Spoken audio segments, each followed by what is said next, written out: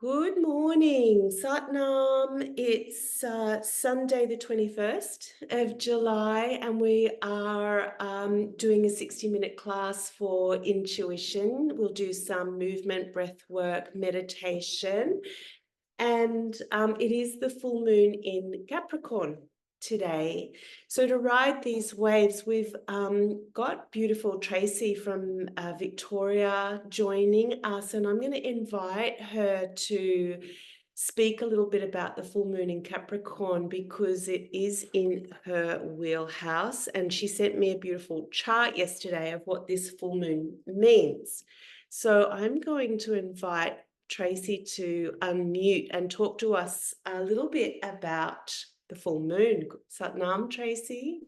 Satnam, Kylie, thank you. This was a wonderful impromptu unfolding. So I'm really pleased to be able to have a chat off the cuff. I've actually been doing a deep dive into this particular full moon.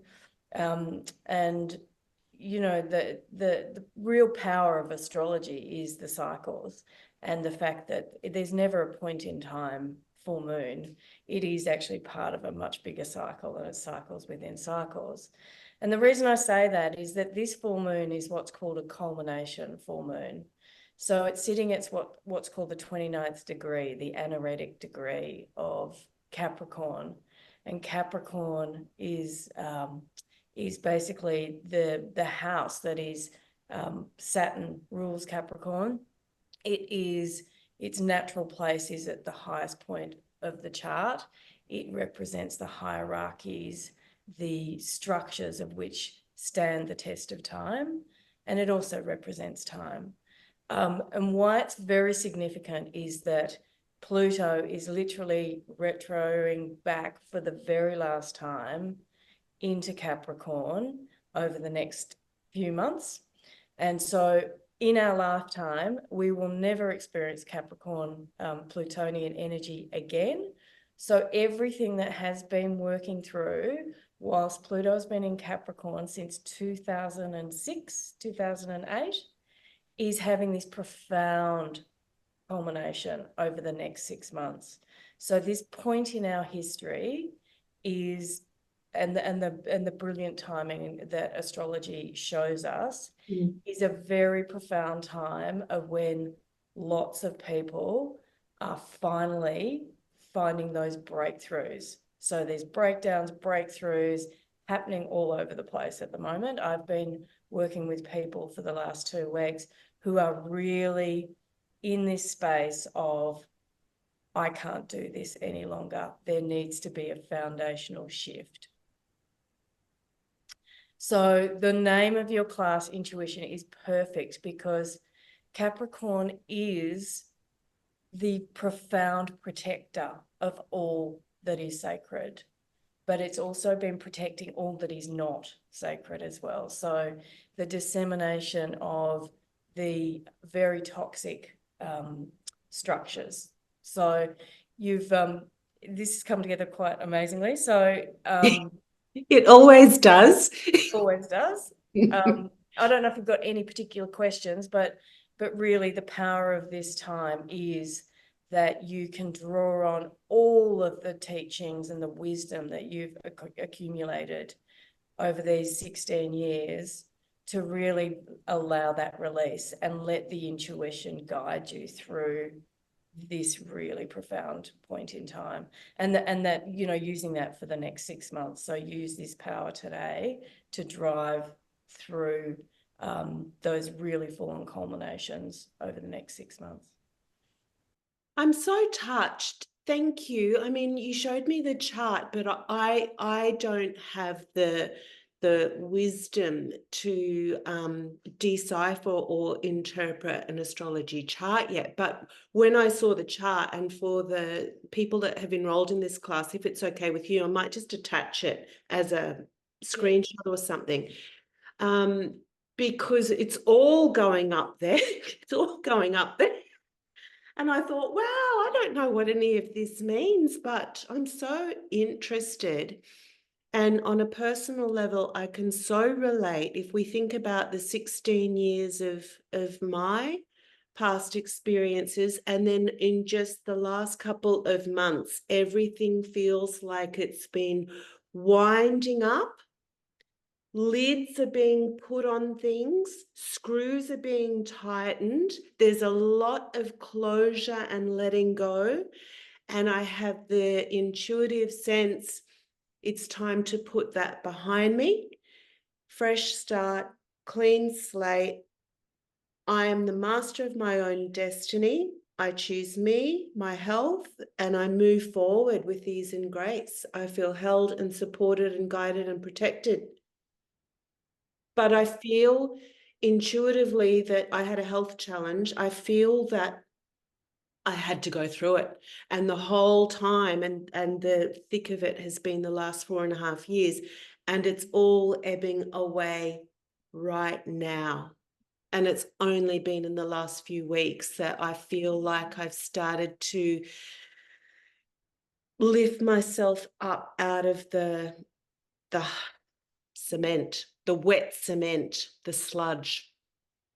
Interesting, very interesting. Well, I think that screw, the tightening of the screws is something where holding space for people at the moment is so profoundly important, because there's a great deal of fear that can come up at this kind of this crisis point.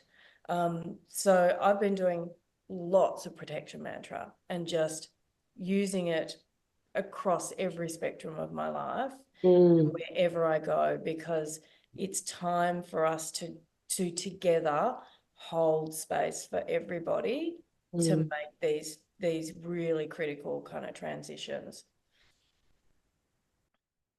So you've And been I'll just doing a lot of protection. Sorry to interrupt. I was just going to share on that note. Intuitively, I've been in my daily practice. Intuitively, I've been doing a lot of strengthening, fortifying the auric field and the sovereignty. And that's, I think, I draw on what you shared about the hierarchy and us stepping into our own power. absolutely. There are no accidents, are there, Tracy? No, they're not, there isn't. And I just wanted to finish off with saying, so when we go through this final stage over the next 6 months, there's kind of some really strong, intense points around September, October. So part of the intuition will be about, what do I need to do to have my people, my place, my space in a safe, holding it in a safe way. And I don't say that to alarm people. I say it because you will get everything that you need to gracefully walk through this path, because you've been doing the work. So, and if there are things that you haven't got or haven't addressed, there will be things, I think, that will come up to relatively quickly clear through those things. So I think it's going to be an incredible time, full of opportunities, but the need for really strong Saturnian stability, a lot of grounding, because we move past that point when Pluto moves fully into Aquarius. And there's other reasons for this, but this is really where the transition into the age of Aquarius will really start moving, and we're in a completely different energetic from that point onwards. And so when Aquarius was when Pluto was in Aquarius last time was during the Declaration of Independence, so basically America's been going through its Pluto return over the last 3 years. So everything that's going on, this sense of like this kind of cracking, will start showing different energetics over the next couple of years. So hold on, everybody. It's going to be totally fine. But the world will never be the same over the next, as we move forward, which is both exciting and It's exciting, and I think you're right. I think if hearing that does alarm you or rattle you, it's a call to action. Come do your practice. And it doesn't have to be Kundalini yoga, but for me it is. But do whatever it is for that grounding, and that Saturn energy is so strong. But I actually love the Saturnian energy. Without that, we don't have the grit, we don't have the courage, we don't have the fortitude, we have no resilience. Absolutely. I am also a Saturnian lover. You know, just I love hearing you say that. It is such a, it's been, and I think a lot of people have learnt, you know, Saturn has been doing that for all of us for 16 years. The really hard lessons of you have to have solid foundations. And that's the reason I also love Kundi, is because it keeps working on that foundational structure. It's always about foundation and all of the other strengthening components that allow you to build a solid place in which to exist. So any practice that you can do that keeps that in place is amazing. Yes, it can be gardening. You're going out to hug and nurture and bless some trees today, but Tai Chi, Qigong, jigsaw puzzling, sun gazing, whatever it is that grounds you, keeps you strong and steady. I encourage anybody to be doing that at the moment. And intuitively, I thought yesterday, you know, it's well and good to do our practice, and Kundalini for me, I mean, we have 10 bodies, as you well know, not one, and it's such a cohesive and solid practice. And in addition to that, I did intend to share just some tips, and it might be, rather than me sharing them at the end today, let's discuss quickly, shall we? Number one, listen to your gut.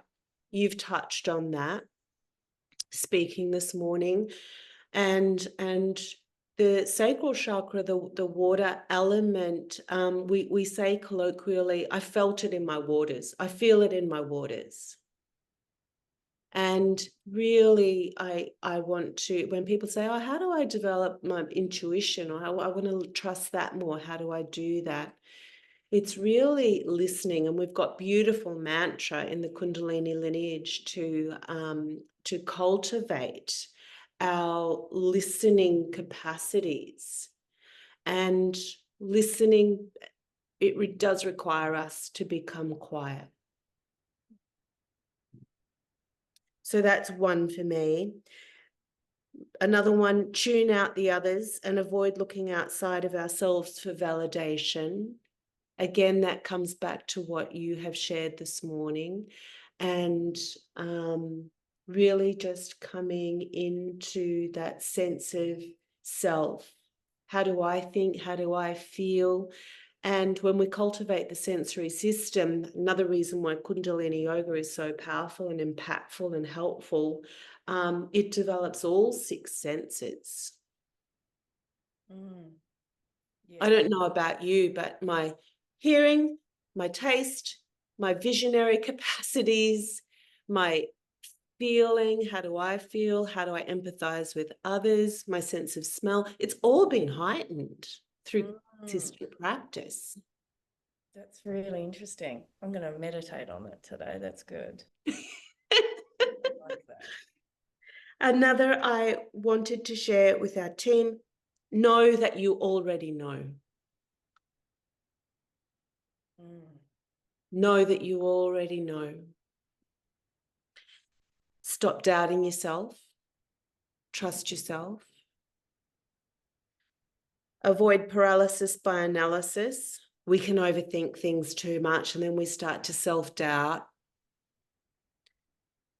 Speak our truth, Satnam. All of our abilities to chant mantra, project from the throat, develop our hearing, our speaking, our capacity, courage, sometimes the vulnerability we require to speak the truth. That's also honing our intuition. Believe in your abilities, respect our boundaries. Yep.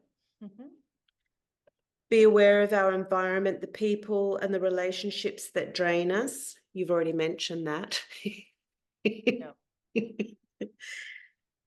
And this early morning or late afternoon sun on the brow point in the Amrit Vela. I'm such a massive fan of sun gazing. My 25-year-old son does it every day. He goes down he has a little ritual where he goes, sits in the sun.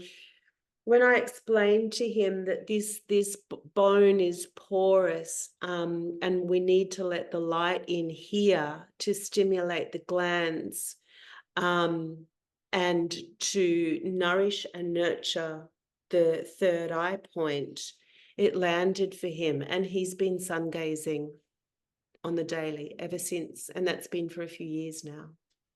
Amazing. Yeah. That is, I'm completely in love with that one. And it's one of the things that Victorians can lose during winter. Yes. Is that interaction. So today I'll be honoring that. Yes. We need that. We need to offer, we need to lift up our all of our visionary capacities to let the light in. I really do believe that. And I've already touched on it, develop the sensory system. And I know that some people who have an intuitive sense of self or some psychic capacities, they can be clairaudient, clairvoyant, clairsentient. One of my friends gets a sense of smell, and I do too. And when I get a sense, it's a very particular fragrance or scent. When I get it, I don't know where it comes from, the ether, the angels. I've learned to pay attention. That's extraordinary. Okay, I'm really looking forward to that, the meditation on the six senses more. Well, five senses actually, because the sixth sense, I do feel a sense of that being kind of the embodiment. But there are a couple of senses that I'm not so necessarily tuned into. So Yeah. I think that's fantastic. It's lovely because the signs and symbols are all around us all the time. But how do we pay attention? What is our sign? What is our symbol? What's our sense? And one of my closest friends, she lost her brother just before Christmas last year. She's got a chandelier in her living room, and they're like glass beads, and two are missing. And I noticed them when I was there, and I asked, where are the two missing beads on the chandelier? Oh, they're up in my room. We've just got to get the step ladder and hop up there. Since the brother died, the chandelier tinkles. She'd never heard it tinkle before. Yes. So now when she hears the chandelier tinkle, she gets quiet so that she can hear him. Incredible. Lovely, isn't it? It's really lovely. Yeah. Sense of taste. I know with COVID, and it's a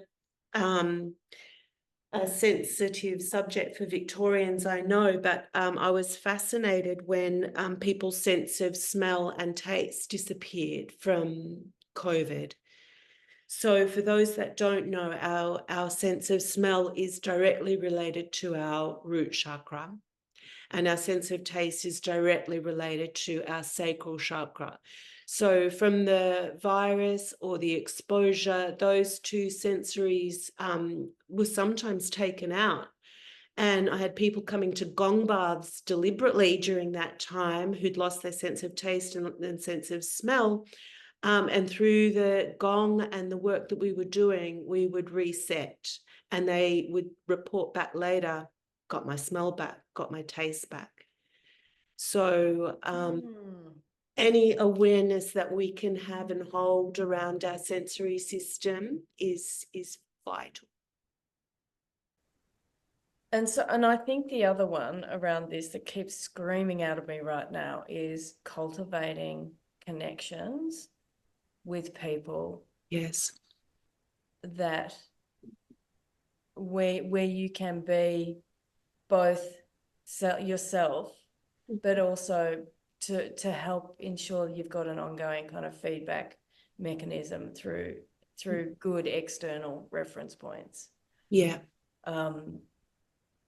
So that you can help express what it is that you are intuiting. Because I think having a sense of intuiting that you're maybe not having the ability to ground through your experience with other people can mean that it can get maybe not find a way to express itself, which I think is also important. The relay arts, relationship arts, the art of relating. Guru Jagat, who I trained a lot with, she used to refer to this relationship, this relay, as a form of artwork. And she would caution us. And I think Kundalini yogis are at risk of losing this art of the relay, but a lot of people are. A lot of people are spending too much time on their own, too much time on devices, in a virtual world, on apps, having unreal relays. Yes. I'm not saying they're not, no, I shouldn't say unreal, because they do exist.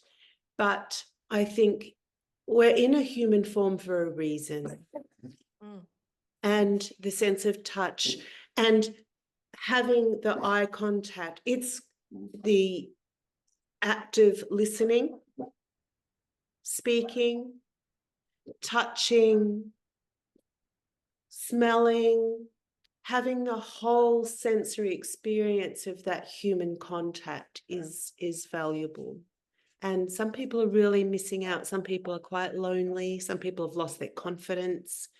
Some people are nursing wounds. Yep. There's a range of reasons. But hey, I think it's very valuable as well. I totally agree with you. And this in real life, real time, human contact connection, if people don't have it, I really encourage them to find it.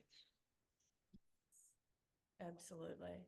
We're all walking each other home, Tracy. Absolutely. And again, like coming back to Kundi, the thing I love so profoundly about Kundi and the community is the just incredible connection that it offers. Really authentic, very available, delicious and warm, like a beautiful cup of chai. And so cultivating that, I think, is just such a, because that connects our heart. And I think what you're talking about with the kind of the relay, and Guru Jagat, it was my teacher as well, was, Oh, yeah, I know, right? oh, Was, is this thing about the eyes and the soul, and it is the connection between souls that is that depth of authenticity that you're not going to get through interaction with your phone and a thing on the phone.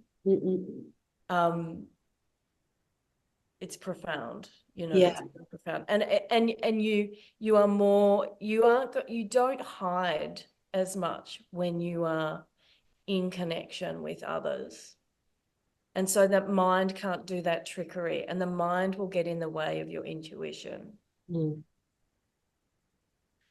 So this feels like such an incredible blessing today, Kylie. I'm just, It so does, and it's so impromptu, and this is not a typical 60-minute class, and yet I'm so grateful for it. And when you mentioned the eyes just then, straight up, I saw your third eye light up. But when I talk about eye contact, it's really for me this whole field.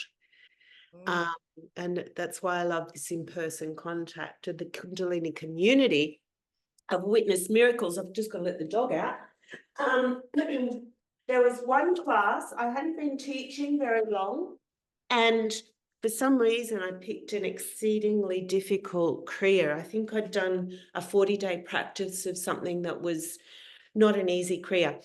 And probably in my naivety, I thought, I'll share this at my next class. And I did. And it was quite a large class, and they were very experienced yogis. Otherwise, I wouldn't have offered this challenging Kriya. They're Bikram yogis, so, they've got the pedal to the metal, that lot, they're athletes.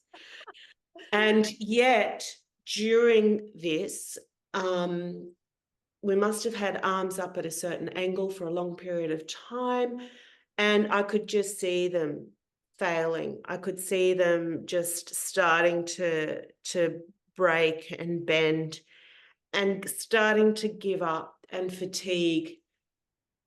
And through the divine golden chain, I said, carry each other, hold each other, walk each other to the end. And you should have seen the arms come up. Yes. That group consciousness, they weren't going to let each other down, and they carried each other all the way to the end. They all got this second wind, and all of a sudden, the poses, the angles, the postures were all perfected and corrected right to the end. That's so great. Yes. Because they became aware of they're practicing in community. This is why these yoga studios are the safe harbors. This is why they're so valuable and important and imperative. The value of connection and practicing in community. We do it for ourselves. And if we happen to have a positive impact and inspire and carry others, what a blessing. So much gold in there. So much gold. It was majestic. I couldn't believe my eyes. I got in the car and I burst into tears. I'm sure you did.